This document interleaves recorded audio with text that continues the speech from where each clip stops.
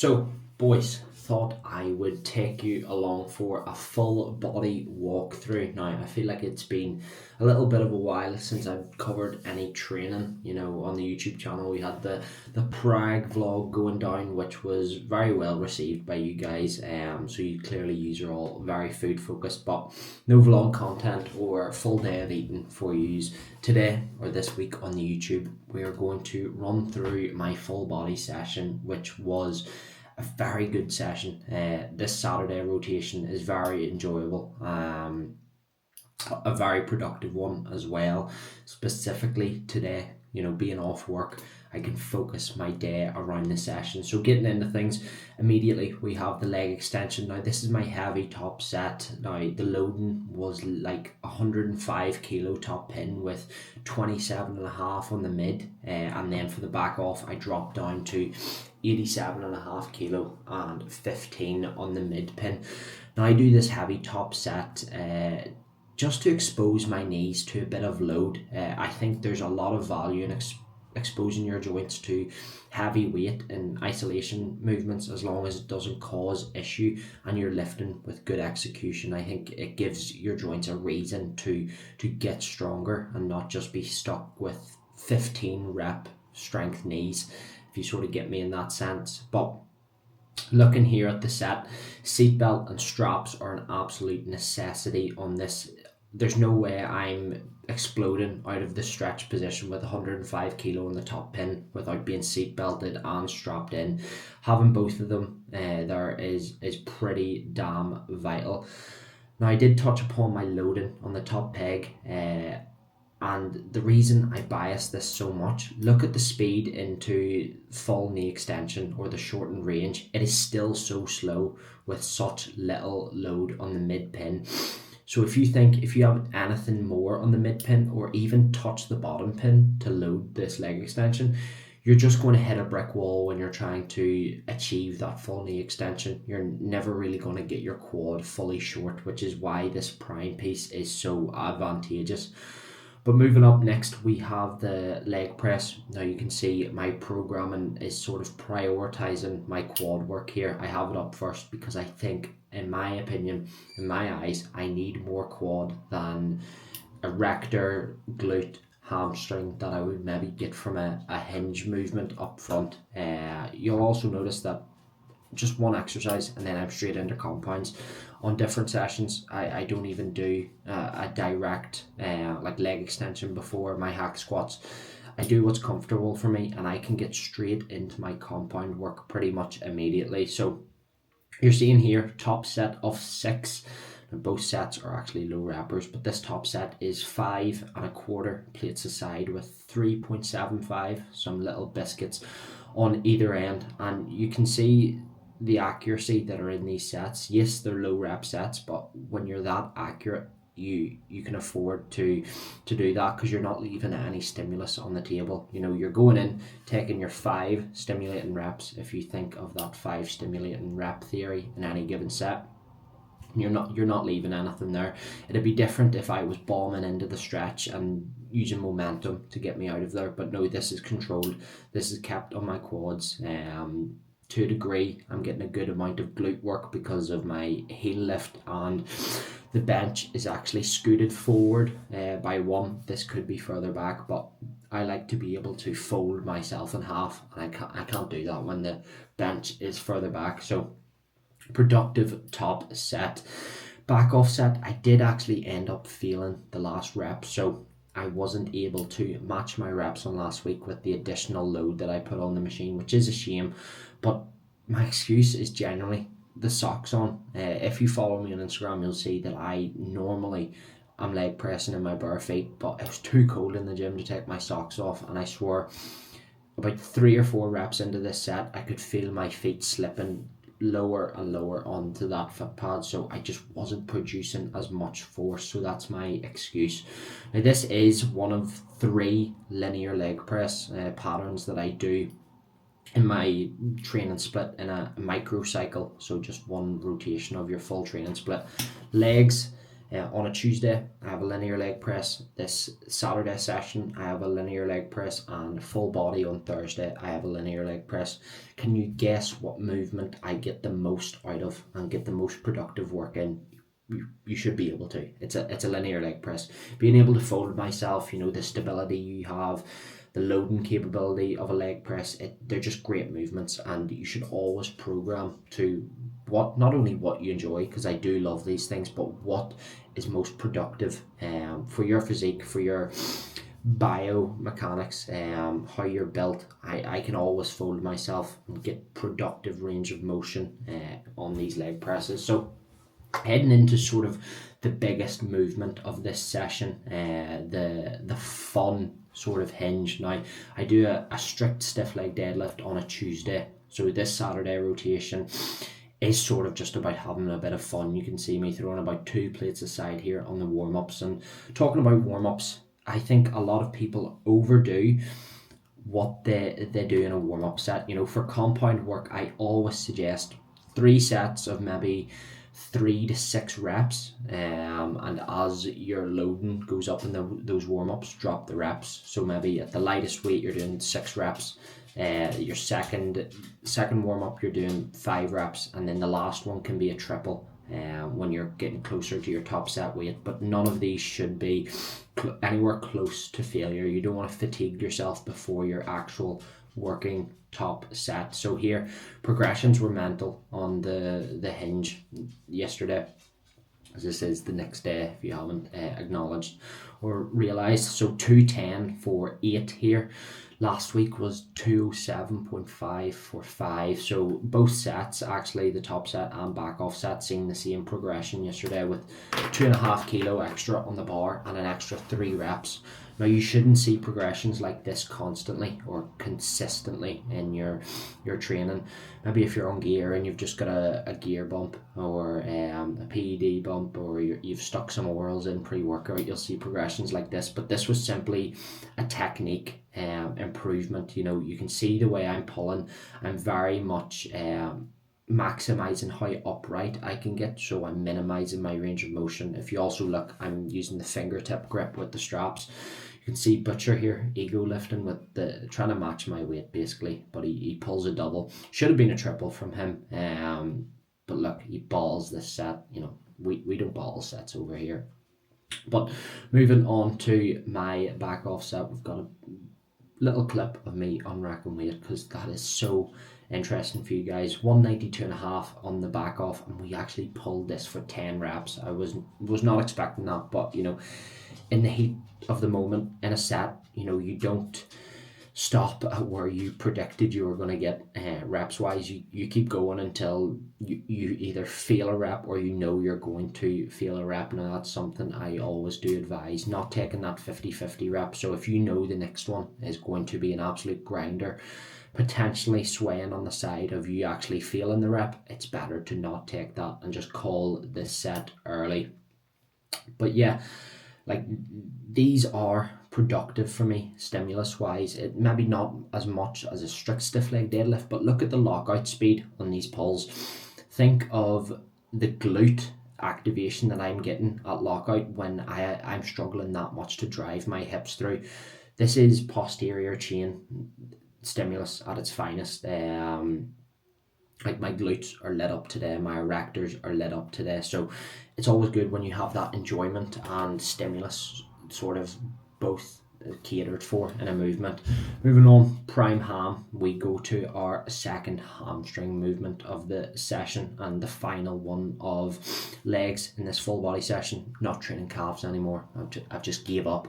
They don't grow anyway, but here we have 2 sets on cam number 3, so that means all that load is in the stretched range where your knees are fully extended. Now, this is the best place to challenge your hamstrings. It's where they have the best leverage to produce force, so you're going to be getting the most bang for your buck stimulus wise if you can program something that's heavy in the lengthened for your hamstring work, as opposed to like a lying hamstring curl or standing leg curl, which is heavy in the short. Now, moving on to upper, we finally get through the lower portion. I was almost 2 hours into the session at this point. I think like an hour and 40. Was slow, but the day is dedicated to the session, so I really don't mind. Now this cuff lateral did see a volume escalation to 3 sets as of recently, and that's simply because I monitored my lateral logbook progressions and seen on my upper session, I was consistently progressing my lateral raise, my side delt work on Monday. So you'd look at the session beforehand and be like, this volume is a recoverable amount. So I decided to add 1 set, and I will monitor over the next couple of weeks how that Monday session continues to progress, or if it stalls, I know that this extra set isn't recoverable. But I do very much think I can get away with 3 sets of laterals at 2 sleep frequency. This is just a variant of a lateral raise with good stability. I enjoy it, but doing laterals 3 times a week in upper session and 2 full body sessions, you need to just get different variations of movements or movement patterns in to continue or uphold that sort of runway for progression. If you're doing a dumbbell lateral 3 times a week, you're going to hit a wall with your progressions, and that's going to lead you to believe you're not building muscle. And ultimately, if the logbook isn't progressing, you're not getting stronger over time. There's definitely an argument to be made that you aren't progressing the stimulus. So next isolation movement, I do these 2 before my compound work. I actually moved my tricep work to the end of the session because my primary press, which you'll see coming up next, the Nautilus overhead press, is very heavy in the short. So I don't really want to be taxing my triceps before challenging or before going into a movement that's challenging that lockout range so much, because if my triceps are toast, I'm going to be very weak at the lockout, and it's going to basically tank the stimulus I can get from that chest press up next. But you'll see 2 sets here actually take the same load on both sets, but since set 1 is a higher rep set, I still fall in a respectable rep range on the back off. 6 reps here on the back off. Actually, the only exercise I didn't progress today, just maintained my numbers, but you can see watching, both sets are taking a failure, so that is going to be stimulus generated. We just look at our logbook over the course of weeks and months, and overall, are we getting stronger? Yes. Well, that's fine, crack on. So here is the top set of pressing, or not the top set, but the primary press of choice, which I was talking about earlier. This Nautilus, very heavy in the short, which you will see when I'm doing my working sets and I'm actually being challenged by the resistance profile. Now this is what you would call an ascending resistance profile, where it's lighter and it ascends up in difficulty. So with warm-ups again here, you can see I'm just doing really quick low rep sets to get some blood into my push musculature, I guess you could say. I don't need to toast myself with 12 rep warm-up sets, and you'll see I'm actually using the wide grip. This is simply a means of limiting my loading capability for this movement. I am about 3/4 of the way down the stack here with this grip, but I can easily stack this machine when I use the narrow handle. So in our gym, in the dock, you're not allowed to gym pin. So I need to find a way of reopening that runway for progression, because I can't add any more weight to the stack. So that basically renders the narrow handles useless unless I want to do 20-30 rep sets of pressing, which I don't really want to do. So we are getting into the top set here, some of the working set weight. Now I did take a 1 pin progression, so 1 pin lower on the weight stack, and lost 3 reps, which isn't ideal, but these weight jumps are big, so I wasn't too mad, and I did end up gaining a rep on last week on the back off. So +1 progression on the back off on a press is fucking superb work, so we do not complain about that there. And as for the first back movement, we have a lat isolation. Now switched to the prime pull down dual arm recently, simply to save time, because Doing a single arm lat row or a lat pull down in a full body session, it really tanks the morale. It's like I could be 2 hours 10 minutes into the session, or 2 hours into the session here, and having to do an extra 2 sets because of each arm. It's very demoralizing. Being this deep into a session, especially this one today, because I had to drink my intro as soon as the session started, just because meal timings were a little bit off with recording the podcast. But yeah, I still feel like I can get very productive lat work dual arm. I will say though, single arm work does trump all for me in my lats, but it's needs must. I can't be sitting doing a single arm lat row in a full body session in my eyes. Then for the first upper back movement, and only upper back movement of this session, we have the prime row. So you'll see this is a top set of 6 with like 94.25 kilo top pin, 20 kilo mid pin, and you'll see how I distinguish or change from the top set to the back off set is simply taking away 10 kilo off that mid pin. That is where I'm challenging the short with this sort of loading setup. So we know as a muscle group fatigues, I've just done a set, muscle group is going to be fatigued. I'm going to have less oomph to sort of get that muscle group short. So that's why we taper the load down on the mid pin and the bottom pin. If you're even touching that, I suggest you don't touch that. But I can keep the top pin loading the same because my strength in the lengthened range is still the same. And because of this 10 kilo drop to the mid pin, you'll notice I do gain 2 reps as well. So that goes to show that that is an effective change or effective resistance profile setup. Now, as for my upper back work throughout the week, I do prime row twice, but they are in different sections of the session. So this session I done my lat work first, and then I'm more fatigued going into my prime row.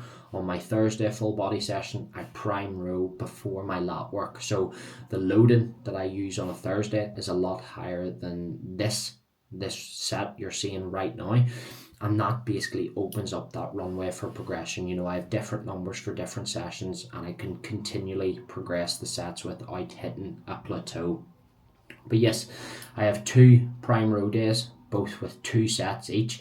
And then on a Monday on upper, I do the prime low to high row. So that is more of a trap dominant movement. I load it all cam 3, if you must know, and that gets 3 sets. So across the week there's 7 sets of upper back. Now this might seem like low volume, which I sort of think I belong in I sit in the low volume camp, but when you consider my frequency 3 times per week, you have to have volume that reflects on that frequency. I can't go and do 6 sets of upper back 3 times a week and make 18 sets. That's just not recoverable, and it's not in line with my split, because volume always has to be relevant to frequency.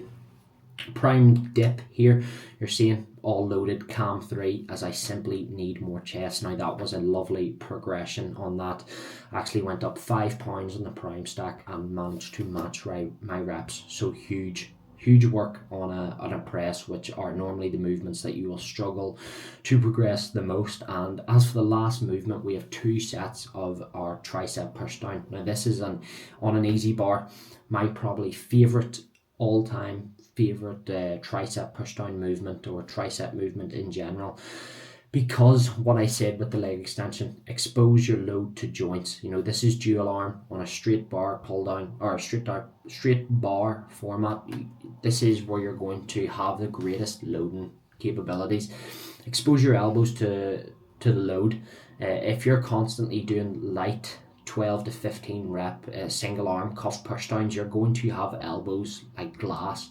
You're not giving them a reason to adapt to heavier loads and be more, you're basically causing them to be more prone to injury. That's the way I think about it in my head. But one thing I will say, this is a shortened range movement, or a shortened range bias movement, so it's heaviest at that lockout. And what I said earlier on the prime row is a muscle group diminishes its ability to get fully short, diminishes the more fatigue it has. But when you go from compound work to isolation work, I think that sort of resets itself. It's like a blank slate. You can now challenge the isolations or the arms, the delts in the shortened range again, even if you've been doing lengthened biased compound work. So we'll leave that here and we'll record a little outro for you guys, just running through how things are going overall. So guys, it is in fact the day after the session. It is Sunday. I've had a pretty chill rest day. WhatsApp's cleared, clients I've got back to. I'm chilling out, finishing up the YouTube video to get an upload for you guys this week. 6 days. I've got my channel ahead of me right now on the Mac. 6 days since my last video, which if you haven't watched, go watch it now. It is a video running you through how to handle your reversal and stay lean while getting extra food in, with a nice little clickbaity thumbnail. But wanted to give you guys a rundown of how I'm currently feeling, how things are going right now within my sort of training, just process in general. So sitting around the 182, 183 pounds mark, and I largely think that this weight increase has come as a result of just fatigue. I'm in pretty dire need of a deload. The scale weight is holding, digestion has slowed down, sleep has started to take a hit, and I'm actually heavier now, like by quite some margin, than I was approaching the Christmas period. Like I woke up on Christmas Day at 179.8 and I got as high as 181.6 after Christmas, after our sushi off plan, Lifestyle Loops, Ginza trip. But yeah, hit like the mid 181s, but weight kept consistently going up, like 0.4 pounds daily, and just stuck there. So I think fatigue is definitely holding on to a bit of weight, and that's why I am not too concerned or stressing myself about my body weight, because deload plans are in for next week. So this week coming up, I will be doing devolume full body on Thursday, and taking Friday, Saturday, Sunday as rest days, and back into the gym on Monday for upper. Now hopefully I do see a little scale weight drop off, just for my mental. It's nice to have a body weight that's actually reflective of what stage you're at. I'm probably sitting a pound or two heavier than what I should be in my eyes, but I am playing it close with the visuals. Like visuals rule all for me. This last push up, I was a lot more focused on body weight and scale weight and the data values that I was putting into my sheets, but that's simply because I knew less. I'm a more advanced coach now. My knowledge is a lot better than it was last push up, so I know visuals rule all. If you look just as lean but you're 5 pounds heavier, that's fucking phenomenal. The main key signs that I'm looking out for in my visuals currently are quad striation still there? Yes. How tight is midsection? How sharp is midsection? How tight are my vacuums? Am I still vascular? Throughout the day, I'm probably the most vascular I've ever been, and I'm 10 pounds up from my lowest weight of the reversal. I hit 173.2 about 2 or 3 weeks after the diet. I want to say maybe a month after the diet, because I kept putting food in. Body weight just kept dropping. But yeah, 10 pounds up in the most vascular I've been, which is pretty awesome. We are definitely in a very good spot to be adding muscle tissue, as you've seen if you've made it through all the training talk. Training's in a very good position. I'm building a lot of momentum, getting in a good groove with lifts. Unfortunately, I will be moving gyms actually this month. I think there's a new gym opening 15 minutes away from me, as opposed to the 45-minute drive to the dock. So that will involve some program changes. Not some, it will be a completely revamped program most likely, but it's something that I need to do to have my days, or allow my days to be more productive. That 45-minute commute each way, an hour and a half of your day, my day, heading up to the dock is just not really sustainable right now, especially as coaching gets busier, life gets busier, making content for you guys. I've got the two podcasts as well that I record on a weekly basis. I just saving that half an hour each way is massive for me. So that might put a little pause or stall on the momentum that I'm currently in with training. But as long as we're still delivering stimulus, it's still muscle being built, maybe just not to the same degree. Now the other little thing that is coming up that might put a stall, a very temporary stall on my training groove that I'm in, is Japan. It's coming up. I'm away in 33 days for 2 weeks. I'll be in Japan. I'm hitting up Tokyo, Osaka, Kyoto, and back to Tokyo. Maybe a day trip to Nara or stuff in there. But basically, how I'm handling that is I'm not going to be eating like a bodybuilder. I'm going to be eating ramen, sushi, takoyaki, mochi. Every day. I'm not gonna, I might not even bring whey with me. I just have to see how I feel going into it. But we'll still be training over there. Located a few gyms around the area, so I can get, maybe I'm aiming to get 5 or 6 sessions while I'm over there in the 2 weeks. So that's basically my frequency nailed on, because these are going to be full body sessions. So the day after I train has to be a rest day anyway, because we don't want to be training a muscle group 2 days in a row. So I've got that to look forward to. I say that it's going to put a little stall or hold me back from training a little bit, but I don't really care. I'm going to Japan, solo trip to Japan for 2 weeks. It's going to be pretty life changing, and I think in your bodybuilding career or journey, process, whatever you want to say, yes, everyone wants to constantly be progressing, but you also have to sort of consider your life. And this is a maybe not once in a lifetime experience, because I think I'm going to love it and I'm going to go back maybe on a yearly basis. But it's a big fucking occasion. I'm going to Japan, flying across to the other side of the world. I'm not going to throw a hissy fit that I booked my own flights to Japan, because it's going to take me away from training in the dock or the new gym, the Gym Largan, when it opens up. That's just not what it's about. I love the culture over in Japan, so I really think it's going to be the trip of a lifetime, hopefully. My first actual time solo traveling, so it will be a fun experience. But I will leave this video here, guys. Sort of got drifted away from the wrap up of my how I'm feeling currently. Went down the Japan route, but all you need to know is body weight is relative to the visual is in a very good spot for me at the minute. Food is digesting perfectly. Appetite is not as good. I'm still pretty hungry for meals, but my food focus is one thing that has definitely diminished. Like 4 weeks ago, I thought sweet potatoes were the best thing in the world. Now it comes right to a sweet potato meal, I don't really care. But I think that is a sign of maturation. Maturation, is that a word?